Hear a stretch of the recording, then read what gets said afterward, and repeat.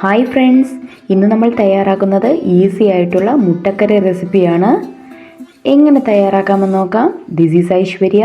Welcome to taste with Ais. ആദ്യമായി ഒരു pan വെച്ച് കൊടുക്കാം.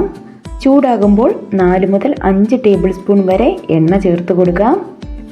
ഇതിലേക്ക് 1/4 ടീസ്പൂൺ കടുകും 1 തണ്ട് കറിവേപ്പിലയും ചേർക്കാം. കറിവേപ്പിലയൊന്ന് വാടി വരുമ്പോൾ 3 മീഡിയം സവോള ചെറുതായി അരിഞ്ഞത് ചേർക്കാം.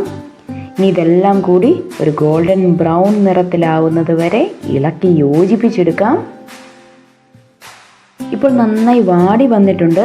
ഇതിലേക്ക് ഒരു വലിയ തക്കാളി ചെറുതായി അരിഞ്ഞതും 1 പച്ചമുളക് ചെറുതായി അരിഞ്ഞതും ചേർത്ത് കൊടുക്കാം. നന്നായി ഇളക്കിയതിന് ശേഷം തക്കാളി വേവാനായി അടച്ചു വെച്ച് ഒരു 5 മിനിറ്റ് വേവിച്ചെടുക്കാം. ഇപ്പോൾ തക്കാളിയൊക്കെ നന്നായി വാടി വന്നിട്ടുണ്ട്.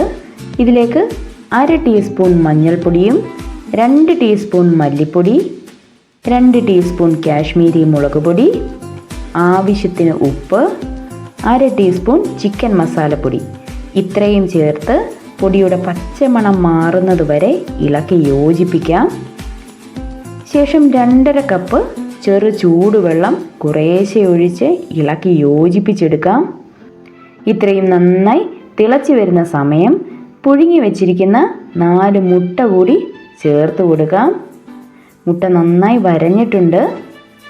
ഇനി ഇതൊന്ന് ഇളക്കിയ ശേഷം മൂടി വെച്ച് വറ്റിച്ചെടുക്കാം. വറ്റി വന്നു കഴിയുമ്പോൾ ഇതിലേക്ക് 1 ടീസ്പൂൺ പഞ്ചസാര കൂടി ചേർത്ത് കൊടുക്കാം. കുറുകിയത് പാകമായി കഴിഞ്ഞാൽ ഫ്ലെയിം ഓഫ് ചെയ്യാം. ഇത്രയായാൽ രുചികരമായ മുട്ടക്കറി തയ്യാറായി. എല്ലാവരും ട്രൈ ചെയ്ത് നോക്കൂ. വീഡിയോ ഇഷ്ടമായാൽ ലൈക്ക് ചെയ്യൂ, ഷെയർ ചെയ്യൂ, ചാനൽ സബ്സ്ക്രൈബ് ചെയ്യാനും മറക്കല്ലേ. വീണ്ടും കാണാം പുതിയൊരു റെസിപ്പിയുമായി. അതുവരെ ബായ്.